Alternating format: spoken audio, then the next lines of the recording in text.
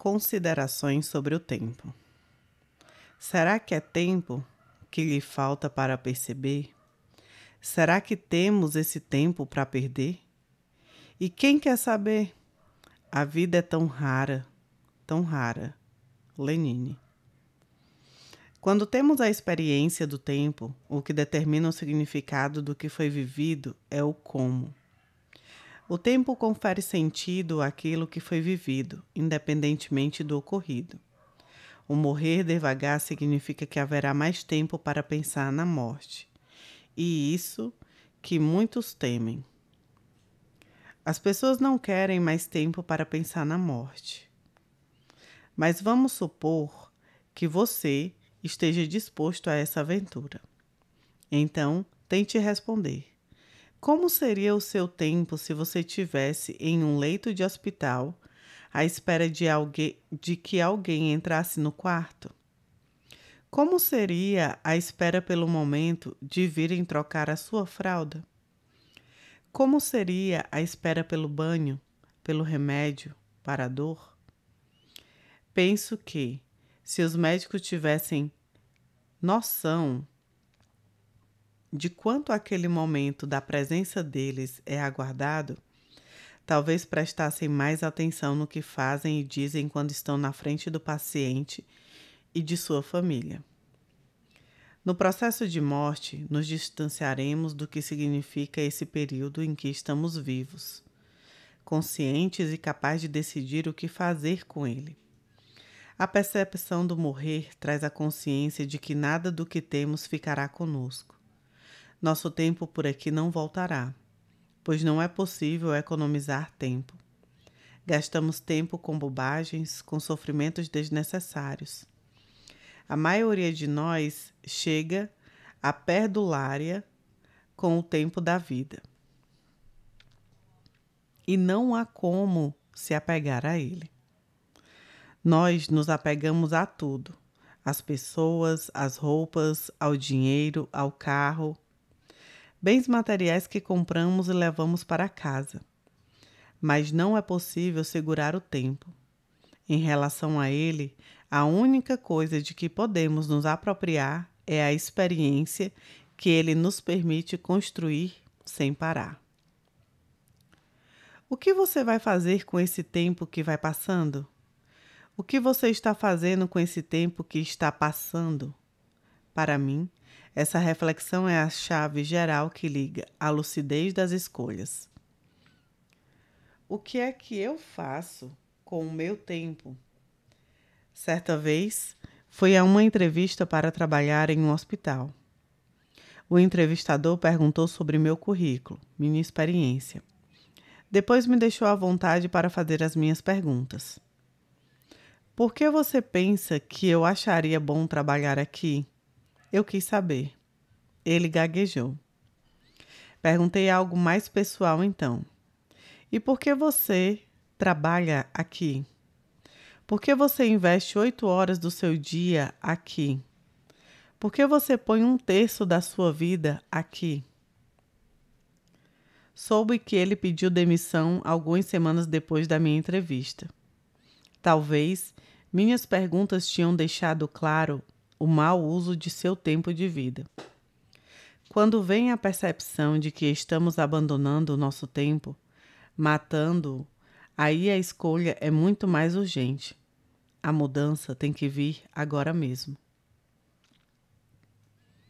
A experiência do tempo pode passar despercebida, mas também podemos viver um momento que dure 5 minutos e que seja tão incrível, tão especial, que se tornará eterno em nossa lembrança.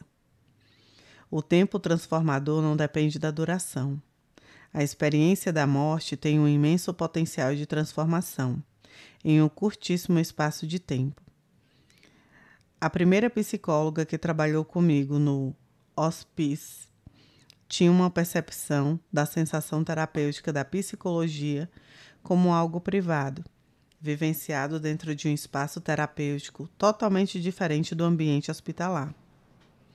O mundo dos cuidados paliativos pode estar bem distante desse ideal. A trilha com outro paciente, com um familiar é diferente. A toda hora somos interrompidos pela equipe de enfermagem, pela faxineira, pelo funcionário da rouparia. O atendimento é suspenso porque o paciente tem dor ou precisa trocar a fralda. Conversar entre odores e temores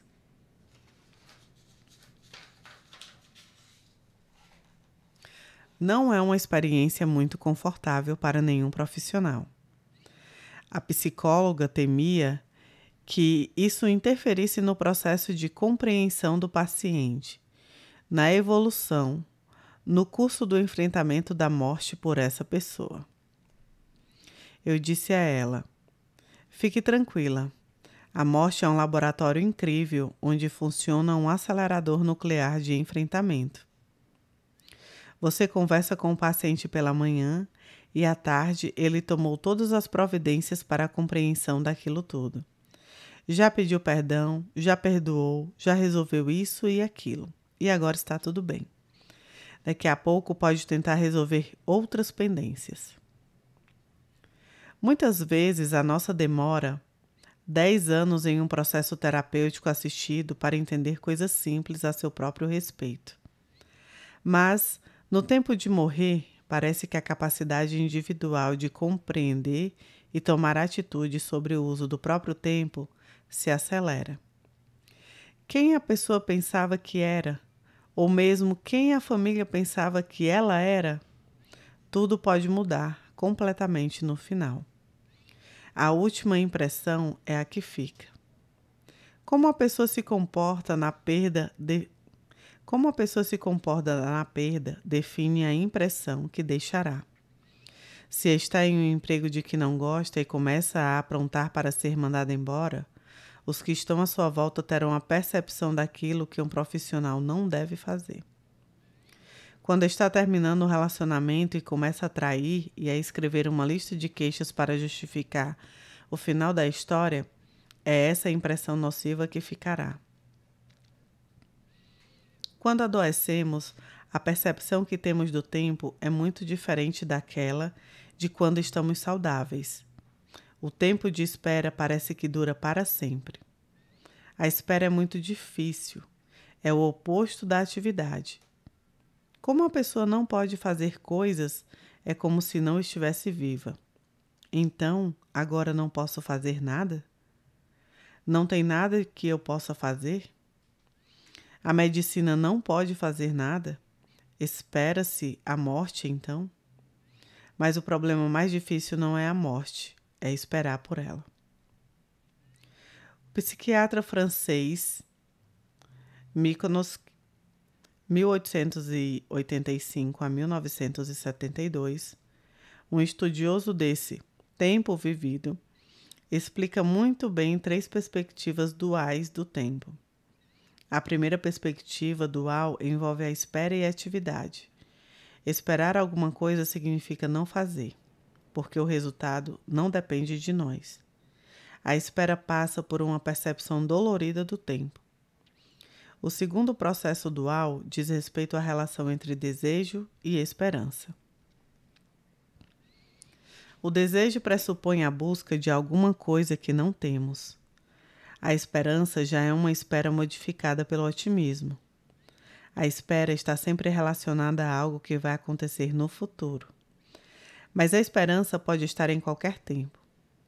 Podemos ter esperança de um resultado positivo de algo que já aconteceu. Exemplo prático. Estou esperando o resultado de uma biópsia. Espero o resultado de um procedimento que já foi realizado.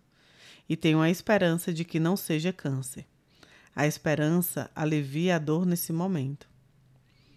O terceiro momento dual do tempo, e o que me encanta mais, é a prece e a ação ética. A prece é descrita como a relação com algo que encontramos dentro de nós, um espaço de comunicação com algo maior que nós, algo ou alguém sagrado, uma divindade, um Deus. Esse espaço interno de comunicação com algo maior nos torna mais poderosos. fizemos tudo o que estava ao nosso alcance. Então, decidimos nos conectar com algo mais poderoso dentro de nós mesmos e nos superarmos. Agora, a reza. A prece tem sempre uma perspectiva de futuro bom. Para Minkowski, a prece difere da meditação, que nos traz para o presente, e também difere da oração, que pode estar relacionada com o passado. Então, ele faz a conexão dual com a ação ética. Na prece, esperamos que algo maior nos salve, resolva o problema. Na ação ética, nos conectamos com essa força, com esse poder que existe dentro de nós e que nos leva a fazer pelo outro algo que está além da nossa vontade. É nesse momento que o humano se torna divino. Que momento é esse no nosso mundo? Para mim, um exemplo claro de ação ética é quando ouço uma mãe dizendo ao filho moribundo: "Pode ir." Em um primeiro instante, ele talvez tenha feito a prece pela cura, mas então se conecta com essa força e consegue entender que o melhor não é o que ela deseja que aconteça. A mãe do nosso exemplo olha para aquele instante e entende que para o filho, o melhor talvez seja justamente aquilo, que doerá tanto nela se aceitar. Mas ela aceita e liberta, por amor.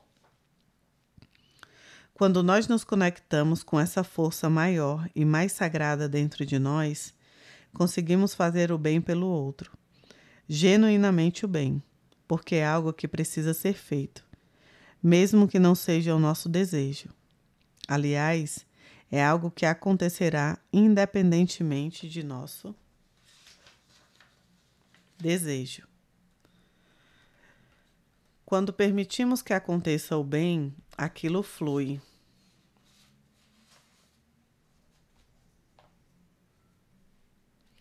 E é como se fosse um tempo vivido, com todo o significado de amor do mundo. No momento em que estamos conectados com o outro e dizemos do fundo do nosso ser, da nossa essência, que aconteça o melhor, isso é poderoso. Acontece o melhor e é rápido. Essa experiência do tempo que podemos ver contando no relógio e do tempo que não passa acontece em geral quando o nosso tempo está sem sentido. Um modelo experimental de ausência é entrarmos no metrô.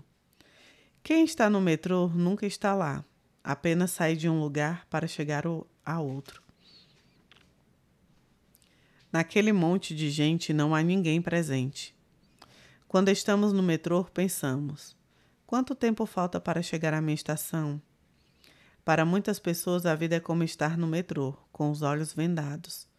Elas entraram em um lugar que não sabem direito onde fica, não sabem onde vão descer e não estão presentes. Simplesmente estão dentro. Então, a porta se abre e alguém pode chamar: Ana Cláudia, vamos descer. Já? Quando morre uma pessoa próxima, refletimos sobre a nossa vez de deixar o trem. Refletimos sobre a nossa morte. Quantas estações faltam para chegar à estação da minha vez? Como trabalho com pessoas gravemente doentes que, quando chegam até mim, esgotaram todas as possibilidades de cura ou controle de sua doença, tenho uma clara noção da importância do tempo na vida delas. E essas pessoas têm muito pouco tempo. Infelizmente, nossa cultura é faltante. Falta maturidade, integridade, realidade. O tempo acaba, mas a maioria das pessoas não percebe que quando olha o relógio repetidas vezes, esperando o fim do dia, na verdade estão torcendo para que o tempo passe mais rápido e sua morte se aproxime mais depressa. Mas o tempo passa no tempo dele, indiferente à torcida para apressar ou retardar sua velocidade. O que separa o nascimento da morte é o tempo. A vida é o que fazemos dentro desse tempo, é a nossa experiência. Quando passamos a vida esperando pelo fim do dia, pelo fim de semana, pelas férias, pelo fim do ano, pela aposentadoria, estamos torcendo para que o dia da nossa morte se aproxime mais rápido. Dizemos que depois do trabalho vamos viver, mas esquecemos que a opção vida não é um botão on/off que a gente liga e desliga conforme o clima ou prazer de viver. Com ou sem prazer, estamos vivos 100% do tempo. O tempo corre em ritmo constante. A vida acontece todo dia e poucas vezes as pessoas parecem se dar conta disso.